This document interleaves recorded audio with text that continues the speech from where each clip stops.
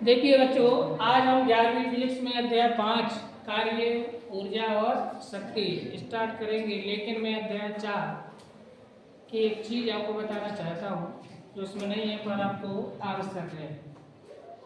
अपकेंद्रीय बल, ये अध्याय 4 पिछले अध्याय का है। इसमें से एक चीज़ आपको पूछी जा सकती है क्योंकि सामान्य ज्ञान है, ठीक है ना, तो ये पता होना चाहिए क्या है। अभी आपने कौन सा बल सुना था? ये अपकेंद्रीय बल, ये भी वस्तु पर कार्य करता है। वृत्तीय गति करती हुई वस्तु पर ये भी काम करता है अपकेंद्रीय बल। अप मतलब ऊपर की ओर, अप मतलब ऊपर की ओर काम करेगा तो हो गया कौन सा बल? अपकेंद्रीय बल। बात समझ में आ रही है आपकी? नहीं आ रही? तो बच्चों, प्रश्न आता है परीक्षा में कि क्या अपकेंद्रीय बल अभिकेंद्रीय बल का प्रतिक्रिया बल है। देखो, ये इसका मान अभिकेंद्रीय बल के बराबर होता है। एक बार इसकी दिशा अभिकेंद्रीय बल के विपरीत होती है। समझ में आएगी ना बात? लेकिन फिर भी यह अभिकेंद्रीय बल का प्रतिक्रिया बल नहीं है, बस ध्यान रखना है।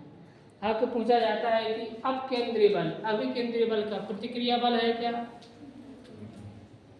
हालांकि इसकी मान उसके बराबर होता है, इसकी दिशा उससे विपरीत होती है।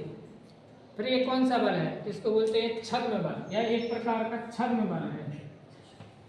छद्म बल, छद्म बल का मतलब जो लगता हुआ प्रतीत हो रहा है पर है नहीं है। छद्म जान, छद्म भेष।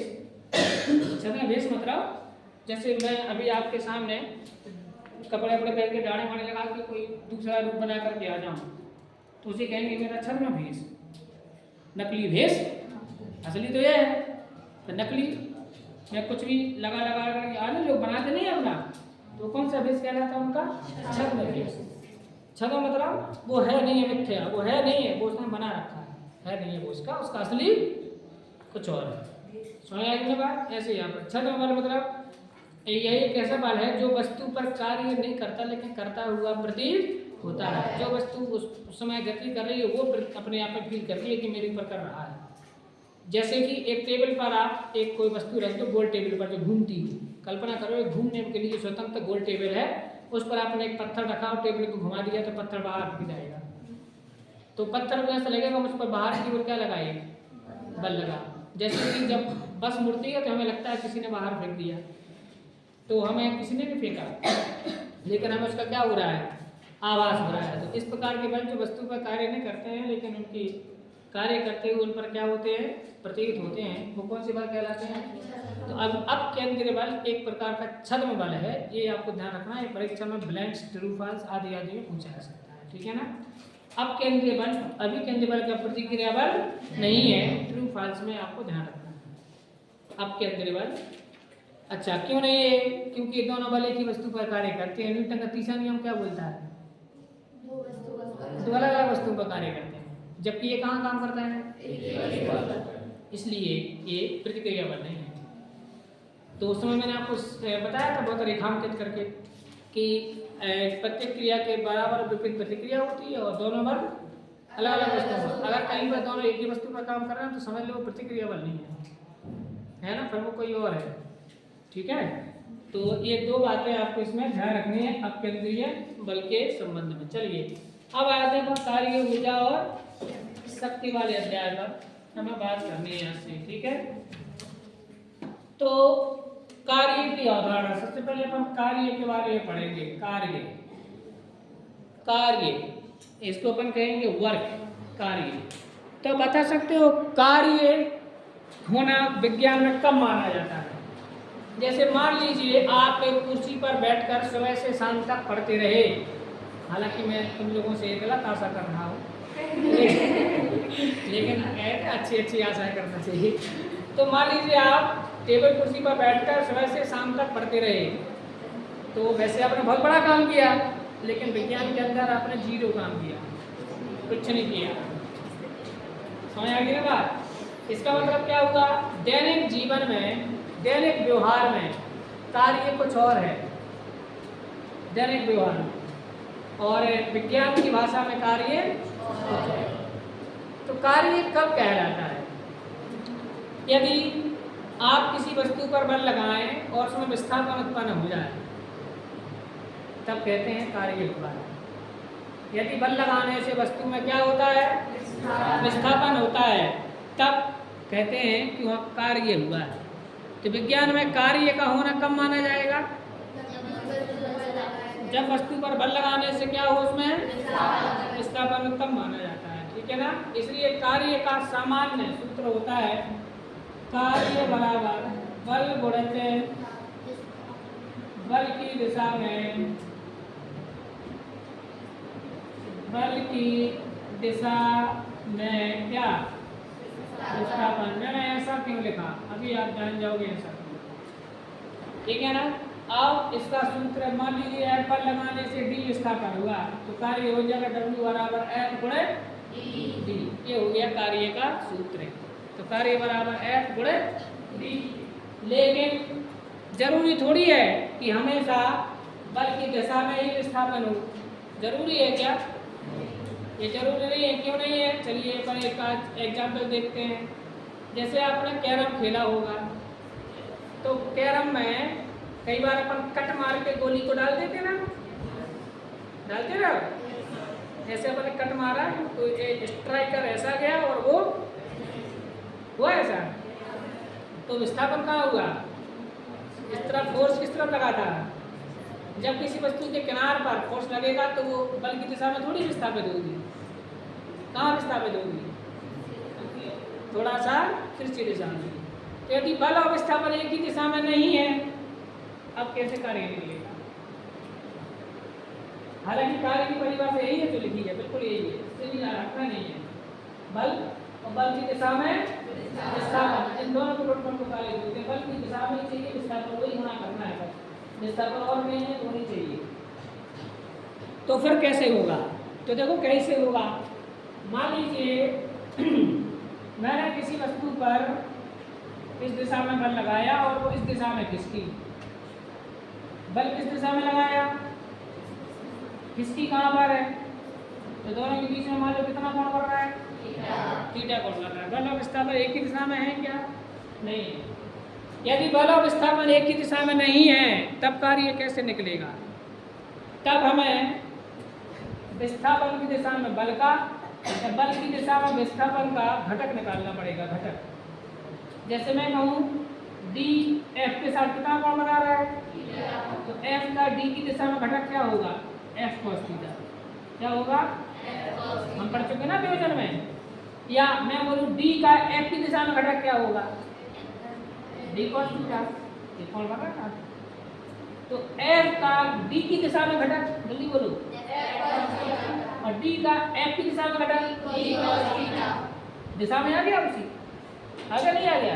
ये डी को डी एफ कॉस थीटा कौन सा फोर्स है जो डी की दिशा में काम कर रहा है, या डी कॉस थीटा कौन सा विस्थापन है।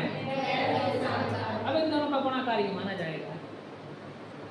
इन this case W equal to होगा F गुणित F की दिशा में D का घटक, F की दिशा में, F की दिशा में किसका घटक, D का घटक। ध्यान देना, F की दिशा में D का घटक, या ऐसा भी लिख सकते हैं F D गुणित D की दिशा में F का गया, D यानी कि D गुणित D की दिशा में किसका घटक, तो हम एक ही ले लेते हैं अकेला। तो यहाँ पर आएगा F, और F का D की दिशा में घटक क्या है, सॉरी F की दिशा में D का घटक, तो क्या है D cos थीटा, है कि नहीं है। तो यहाँ पर क्या आएगा हमारे पास आंसर, हमारे पास आंसर आएगा F D cos theta, vector भी लगाना है F प्लस F की दिशा में D का घटक, F गुणित D cos थीटा। तो मेरे एक मिलकर क्या हो जाएगा, F D cos थीटा, ये आ जाएगा W बराबर। ये कार्य का सूत्र हमेशा प्रयोग कर सकते हो आप, चाहे बल विस्थापन एक ही दिशा में हो या ना हो, हमेशा काम करेगा ये, ठीक है ना। तो अगर बल और विस्थापन एक ही दिशा में नहीं है तब कार्य कैसे निकालना है बताओ। कोई एक ले लेना, उसकी दिशा में दूसरे का घटक लेना है। बल तो बल की दिशा में D का घटक, D तो D की दिशा में F का घटक। आंसर हमेशा क्या आएगा, F D cos थीटा। क्या आएगा हमेशा answer, F D cos theta आएगा। क्लियर हो गई ना बात। तो ये हमारे पास कार्य के, लेकिन जरा आप अपने देखो, पहले वेक्टर प्रोडक्ट है क्या, पहले हाँ चलिए यही है, ठीक है ना। तो बच्चों यहाँ पर जैसे कार्य हमने निकाला, तो कार्य बल गुण विस्थापन इससे निकला आया एफ टी कॉस थीटा से। तो एफ टी कॉस थीटा को हम लिखते हैं एफ डॉट डी। क्या लिखते हैं? अब ये कहाँ से आया, इसकी ये कहानी तो हम आपको इस चैप्टर में पहले डॉट प्रोडक्ट और क्रॉस प्रोडक्ट के बारे में पढ़ा दें। इसके बारे में डॉट और क्रॉस, ये कार्य का समझ गए आप। अब हम आपको देखो बुक में पहले डॉट और क्रॉस सुनना है, पहले बताया क्योंकि हमने सदिश कौन से अध्याय में पढ़े थे? सदिश तीसरे में पढ़ा था। तो वहाँ पर आपको सदिशों का जोड़ना पड़ा था और सदिशों का घटाना और सदिशों का तोड़ना, विभाजन, लेकिन सदिशों का गुणा नहीं पढ़ा था। पढ़ा था क्या? तब मैं यहाँ पर पहले सदिश गुणा चाहिए पड़ेगा, तब आपको कार्य का उदाहरण अच्छी तरह से समझ में आएगी। तो एक काम करते हैं, ये तो आप सूत्र ध्यान रखना ही, लेकिन इसके पहले मैं आपको क्या बता दूँ, वो याद नहीं रहा कि वहाँ सदस्य वाले अध्याय में हमने उसको पढ़ा नहीं है। याद नहीं रहा मुझे कि सदस्य वाले अध्याय पढ़ा नहीं है। क्या है, एनसीईआरटी डॉक्यूमेंट ने क्या किया है, जिस चीज़ का जहाँ उपयोग होना है वहीं दी है। जैसे कि अदिश गुणा, सदस्यों के गुणा का प्रयोग किस अध्याय में होना है, तो उन्होंने यहीं पर दिया, वहाँ नहीं दिया सदस्य के साथ। बात समझ में आई? अपन सदस्य की परिभाषा, प्रकार, जोड़ना, घटाना, विभाजन पढ़ लिया, उन सबका वहाँ प्रयोग था तो पढ़ लिया, लेकिन यहाँ पर सदस्यों के गुणा का प्रयोग है तो उन्होंने उसको यहीं पर बता दिया। तो पहले मैं आपको क्या बता दूं, सदस्यों का गुणा, माने हम आपको सिखा रहे हैं कि सदस्यों का गुणा कैसे करते हैं, ठीक है ना। हमने इसके पहले क्या पढ़ा था, सदस्यों का जोड़ना और विभाजन। सदस्यों का गुणन देखिए कैसे करते हैं। किसी दो सदस्यों का गुणा हम दो तरीके से कर सकते हैं। सदस्यों का गुणा कितने तरीके से होता है? दो तरीके से। इनके दो प्रकार होते हैं। एक को कहते हैं अपन इसका अदिश गुणा, अदिश गुणा इंग्लिश में बोलते हैं इसको स्केलर प्रोडक्ट,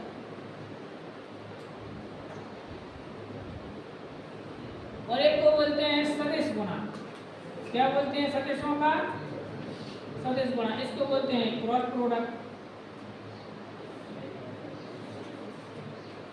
तो एक होता है स्केलर प्रोडक्ट और दूसरा क्या होता है? Cross product. तो पहले मैं इसकी परिभाषा आपको बता दूं। स्केलर प्रोडक्ट, यदि दो सदस्य राशियों का गुणा आपको अदिश राशि प्राप्त हो, यदि इसका गुणा दो सदस्य, दोनों सदस्यों में गुणा किया, लेकिन जो गुणनफल आया वो क्या है? अदिश। तो इस प्रकार के गुणनफल को हम अदिश गुणनफल या स्केलर प्रोडक्ट कहते हैं। क्लियर? क्लियर है परिभाषा? क्या है परिभाषा? यदि दो सदस्य राशियों का गुणनफल एक अदिश राशि प्राप्त हो तो ऐसे गुणनफल को उन सदस्यों का अदिश गुणा या स्केलर प्रोडक्ट कहते हैं। याद रहेगा। जैसे कार्य बल और विस्थापन का अदिश गुणा है, क्योंकि बल कौन सी राशि है और विस्थापन और कार्य अदिश। तो कार्य बराबर अभी आपको पढ़ाया बल गुणित विस्थापन, तो बल भी सदस्य, विस्थापन सदस्य, कार्य अदिश। तो दोनों का गुणा कौन सी राशि मिल गया? तो फिर यहाँ कौन सा गुणा कहलाएगा? अदिश गुणा कहलाएगा। क्लियर है सबको? इसका सूत्र होता है, मान लीजिए मेरे पास ए और बी ये दो अशून्य सदस्य है और इनका हमें अदिश गुणा करना है। तो इनका अदिश गुणा होता है ए डॉट बी बराबर, इसका सूत्र होता है mod A mod B cos theta. ये इसका सूत्र है। अदिश गुणनफल का सूत्र क्या होता है? ए डॉट बी, इसको डॉट बोलना है, इनटू नहीं बोलना। जब इस सदस्यों के बीच में बिंदी रखी और डॉट बोलना है, इसलिए इसको इंग्लिश में डॉट प्रोडक्ट भी बोलते हैं। स्केलर प्रोडक्ट का दूसरा नाम क्या हो जाएगा? डॉट प्रोडक्ट भी बोलते हैं इसको, डॉट लगाते हैं, ठीक है ना। तो डॉट प्रोडक्ट का फार्मूला क्या होता है? A dot B, A vector dot B vector equal to mod A into mod B cos theta. Mod A का मतलब क्या हुआ? सदस्य का परिमाण। मॉड बी क्या है? तो मैं इसको ऐसा भी लिख सकता हूँ ए बी कॉस थीटा, बात एक ही है, ऐसा लिखते हैं ए बी कॉस थीटा, ठीक है ना। तो अदिश गुणनफल का सूत्र क्या होता है? जल्दी बताओ। A dot B equal to mod B cos theta या सिर्फ ए बी कॉस थीटा। तो कहीं पर ए बी कॉस थीटा लिखा हो तो आप ए लिख सकते हो और ये लिखा हो तो आप ए लिख सकते हो। क्लियर है ना? तो अदिश गुणनफल की डेफिनेशन सबको समझ में आ गई? क्या होती है? ठीक है ना? अब हमें इसको डिटेल में पढ़ना है। इसको डिटेल में पढ़ने के पहले मैं इसकी सिर्फ परिभाषा बता रहा हूँ बस अभी, क्योंकि इसका भी डिटेल पढ़ना है। तो पहले एक का डिटेल पढ़ें, फिर दूसरे का डिटेल पढ़े। तो मैं इसकी परिभाषा बता देता हूँ अभी, फिर इसका डिटेल पढ़ेंगे जब इसका डिटेल पूरा पढ़ लेंगे, है ना? इसमें आएगा यदि दो सदस्य राशियों का गुणनफल एक सदस्य राशि ही प्राप्त हो। क्या है परिभाषा? यदि दो सदस्य राशियों का गुणनफल एक सदस्य राशि ही प्राप्त हो तो ऐसे गुणनफल को उन सदस्यों का सदस्य गुणनफल या क्रॉस प्रोडक्ट कहते हैं। इसके लिए हम क्रॉस लगाते हैं, माने ए और बी का क्रॉस प्रोडक्ट होता है A cross B equal to, इसका फार्मूला होता है mod B sine theta N cap. ये इसका फार्मूला होता है। क्या होता है इसका फार्मूला क्रॉस प्रोडक्ट का? A vector cross B vector equal to mod B sine theta into N cap. या मैं इसके यहाँ समझ सकता हूँ ए बी साइन थीटा, लेकिन साथ में क्या लिखा रहेगा? N cap. एन कैप एक आंक सदस्य है जो बता रहा है कि जे भी एक सदस्य राशि है तो दिशा चाहिए ना, तो ये दिशा बता रहा है। और जो अदिश गुणनफल है तो इसमें दिशा होगी नहीं, ठीक है ना? तो सदस्य गुणनफल का फार्मूला होता है ए बी साइन थीटा और अदिश गुणनफल का फार्मूला होता है ए बी कॉस थीटा। याद रहेगा सभी को? तो ये हमारे पास। अब हम अदिश गुणनफल को डिटेल में पढ़ते हैं, ठीक है ना? इतना साफ करना, परिभाषा समझ कर। अगर आपको पूछा जाए सदस्य गुणनफल किसे कहते हैं तो आंसर क्या देंगे? यदि दो सदस्य राशियों का गुणनफल एक सदस्य राशि ही प्राप्त हो तो ऐसे गुणनफल को उन सदस्यों का या क्रॉस प्रोडक्ट। अदिश गुणनफल किसे कहते हैं? यदि दो सदस्य राशियों का गुणनफल एक अदिश राशि प्राप्त हो तो ऐसे गुणनफल को उन सदस्यों का, ठीक है ना? मतलब आपको जो रिजल्ट मिलता है, प्रोडक्ट जो मिलता है, प्रोडक्ट वो अगर वेक्टर क्वांटिटी है तो वो क्रॉस प्रोडक्ट है, अगर वो स्केलर क्वांटिटी है तो वो डॉट प्रोडक्ट। अब मुझे पढ़ना है इसकी विशेष स्थितियाँ, ठीक है? अदिश गुणनफल का सूत्र आपको मैंने बता दिया। अदिश गुणनफल का सूत्र क्या होता है? जल्दी बताओ बच्चों, अदिश गुणनफल का सूत्र क्या होता है? इसका सूत्र होता है A dot B equal to A B cos theta. ध्यान रखना, या मैं मॉड बी कॉस थीटा की बात तो एक ही है, ठीक है? अच्छा, मॉड से लिखने मॉड बी कॉस थीटा। अब देखिए विशेष स्थितियाँ। अब यहाँ पर मैं कुछ कमाल की चीज़ें आपको बता रहा हूँ, वो हमें याद रखना है। नंबर 1, ठीक है? यदि थीटा की वैल्यू 0 है तब, यानी कि दो सदस्य एक ही दिशा में काम कर रहे हैं, या वे उनकी दिशाएं कैसी हैं? एक ही है, या वे समांतर है, तो उनका सदस्य अदिश गुणनफल कितना होगा? इन दिस केस आप बता सकते हैं A dot B equal to क्या आएगा? बोलो। cos 0 की वैल्यू, ये तो आप पढ़ा रहे तो आप जानो है कि नहीं? जिसको पढ़ाना है वो याद करके यार। 1 cos 0 की वैल्यू 1 तो आ गया ए, और यहाँ पर क्या आ जाएगा? बी। इसका मतलब क्या हुआ कि एक ही दिशा में कार्य करने वाले दो सदस्यों का अदिश गुणनफल उनके परिमाणों के गुणनफल के बराबर होता है। ये परिमाण है, उनके अदिश गुण, तो उनका अदिश गुण क्या के बराबर होता है? उनके, ठीक है? कब? एक ही दिशा में काम कर रहे हो। थीटा का मतलब क्या होगा?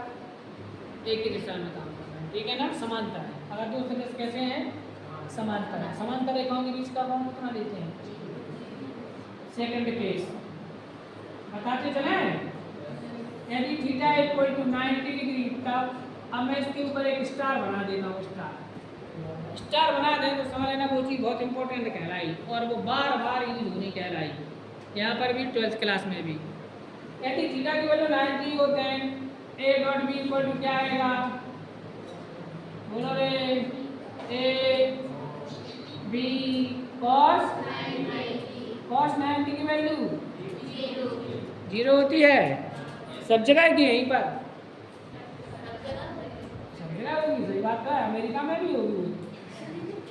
आंसर क्या आएगा? 0। इसका मतलब क्या हुआ? दो लंबवत सदिशों का अदिश गुणनफल 0 होता है। बहुत कमाल की चीज है ये।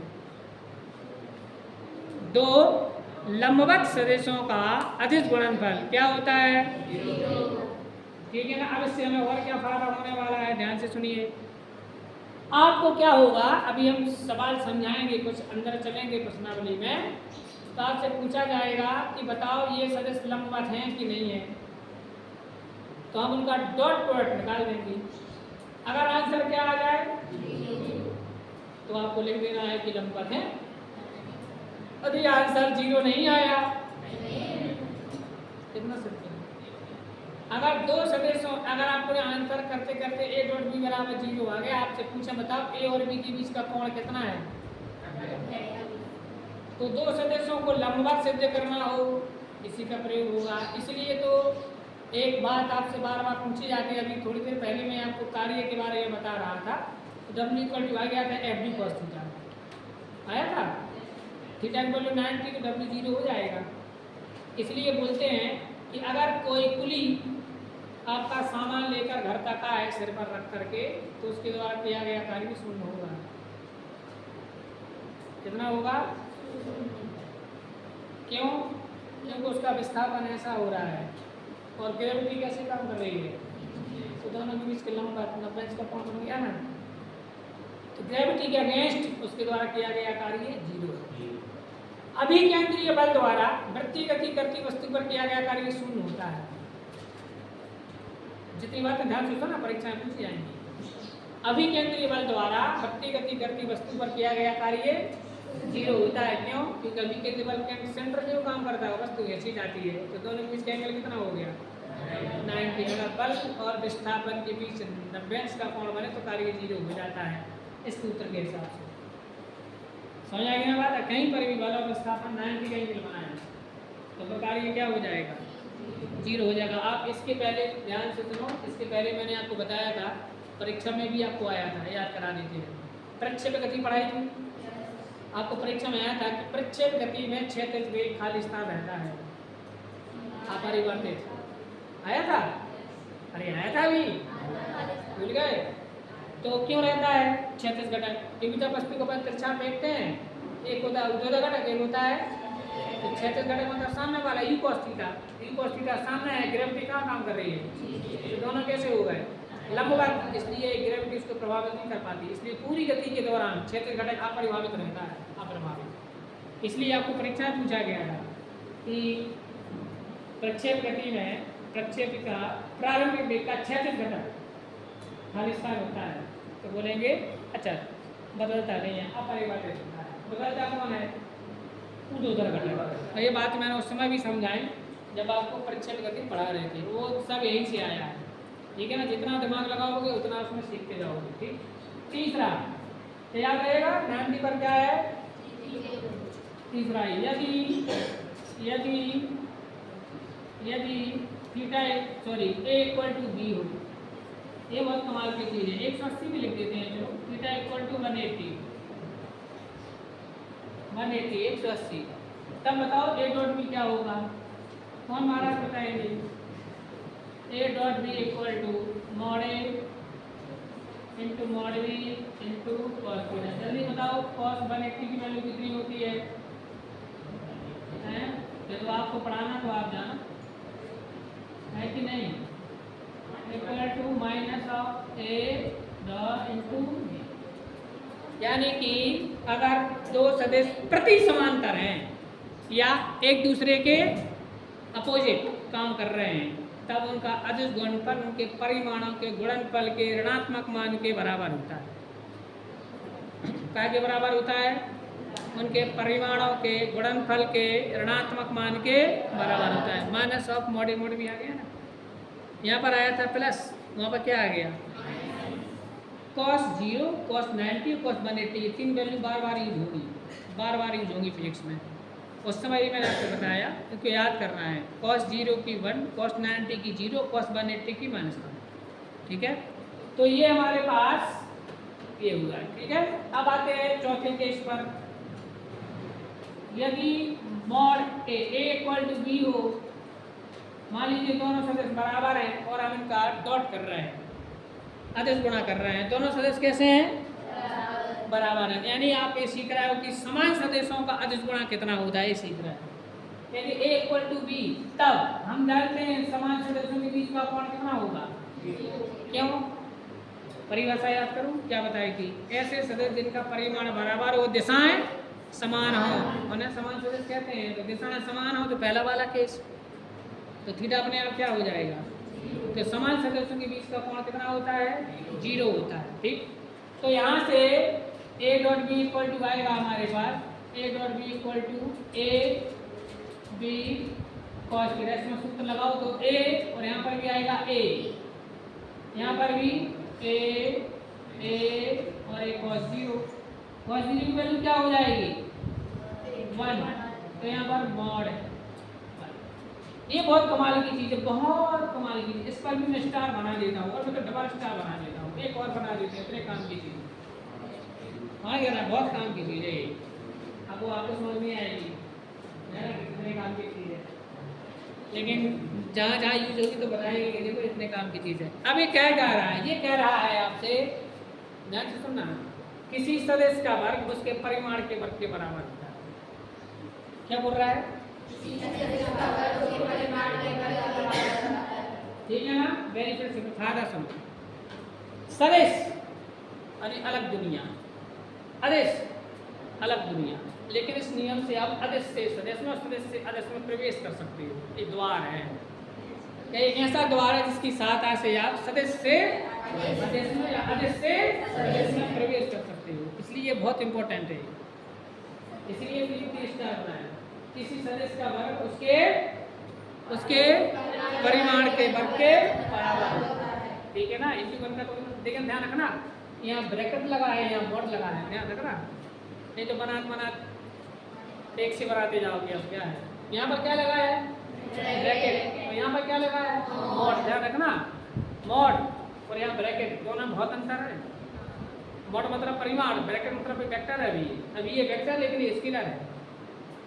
ये क्या है? स्केलर, अदिश है। और ये क्या है? तो मैंने सदस्य को इसके बराबर लिखा है, अलग ही चीज़ है दोनों, इसलिए तो 3 स्टार बने हैं। किसी सदस्य का वर्ग उसके परिमाण के बराबर होता है। इस प्रकार हम इस नियम का प्रयोग करते हुए अदिशों को सदस्य में और सदस्यों को अदिश में एंटर करा सकते हैं। समझ आ गई ना बात? चलो, कितने केस हो गए? 4। यहाँ पर 4 केस जरूरी है। इसके बाद कुछ दूसरे केस देखना है, डॉट वाले। अब और देखिए 5वां केस। चलो, इन 4 को आप लोगों को ध्यान रखना। स्टार वाली चीजें नोट कर ली? अब देखिए, एकांक सदस्यों का अदिश गुणा। एकांक सदस्यों का, अभी अपन कौन से गुणा पढ़ रहे हैं? अभी कौन से गुणा के बारे में पढ़ रहे हैं? अदिश। हमें सदस्य नहीं पहुंचे, वो तो और कमाल है उसमें तो और। अब इसमें देखो, जैसे मैं बोलूँ I dot I equal to कितना होगा? एकांक शेष कौन से थे? आई थे के परीक्षा में आए थे, तो नहीं लिखे थे बहुत सारे बच्चों में, उसमें आए थे, है ना, कि एकांक सदस्यों के बारे में पूछा था उसने। तो आई के बारे में लिखना था, या एक्स एक्स कर लो, एकांक सदस्य है। मैंने बोला बहुत सारे बच्चों ने लिखा, मुझे थोड़ी कहा सारे बच्चों ने भी, बहुत सारे बच्चों ने लिखा। तो i dot I equal to क्या होगा? तो i dot I equal to i का परिमाण और cos 0 इनके बीच का कोण कितना होगा? जीरो। अरे अभी तो बताया समान सदस्यों के बीच का कोण कितना होता है? आई डॉट आई मतलब आई आई के बीच का कोण यानी एक्स एक्स के बीच का कोण। तो इसका मान 1 1 1। ऐसा क्यों? मैंने यहाँ पर 1 क्यों लिखा? एकांक सदस्य है ना। एकांक सदस्य का परिमाण कितना होता है? परिभाषा में लिखाया था वह सदस्य जिसका परिमाण क्या कहलाता? परीक्षा में आया था आपको, सब कुछ परीक्षा में आया और क्या। तो 1 × 1 × 1 बराबर 1। तो आपको नियम मिल गया I dot I equal to 1 होता है। अच्छा आई की जगह जे ले लें, J dot J, J dot J इसका भी यही हस्त्र होगा और के डॉट तो आपको नियम याद रखना है आई डॉट आई जे डॉट जे के डॉट के इक्वल टू 1। क्यों होता है? ये नियम है इसलिए होता है। आना भी तो चाहिए। A dot B equal to A B cos theta का फार्मूला लग गया तो उसमें मॉड ए मॉड बी लिखते ना। तो मॉड माने परिमाण, इसका परिमाण कितना होगा? 1 और इसको 0 की वैल्यू भी कितनी होगी? 1 गुणित 1 बराबर 1। समझ आई बात? तो हमने क्या सीखा? आई डॉट आई जे डॉट जे के डॉट के। अब एक काम करते हैं आई का जे से करते हैं। देखो महाराज आई डॉट जे। अब देखते हैं आई क्या है? एक्स अक्ष के अनुदेश एकांक सदिश। जे क्या है? तो दोनों के बीच का कोण कितना होगा? 90 होगा। तो यहाँ पर आएगा इक्वल टू आई का परिमाण इंटू जे का परिमाण इंटू cos 90। यहाँ पर था 0। समान सदस्यों के बीच का कोण 0 तो यहाँ पर 0 अंश आएगा। लेकिन ये तो लंबवत है, एक आई है और जे है, इनके बीच का कोण कितना होगा? 90। तो इसकी वैल्यू 1 इसकी वैल्यू 1 पर इसकी 0 तो सब कुछ क्या हो गया? तो आई का जे से, चलो जे का के से, के का आई से। इस प्रकार हमने पढ़ा कि I dot J J dot के डॉट आई सब कुछ क्या होता है? मानक एकांक सदस्यों का एक दूसरे से अदिश गुणा शून्य होता है, स्वयं से एक होता है। आई डॉट आई जे डॉट जे के डॉट के इक्वल टू 1 पर I dot J J dot के डॉट आई ऑल आर 0। समझ आई कि बात? अदिश गुणनफल क्रम विनिमय नियम का पालन करता है, अर्थात A dot B equal to B dot A होता है, कोई फर्क नहीं पड़ता। अदिश गुणनफल क्रम विनिमय होता है, अर्थात दो सदस्यों का जो अदिश गुणनफल होता है वो क्रम विनिमय नियम का पालन करता है, अर्थात A dot B equal to क्या होता है? बी डॉट ए होता है। समझ आ गया सभी को?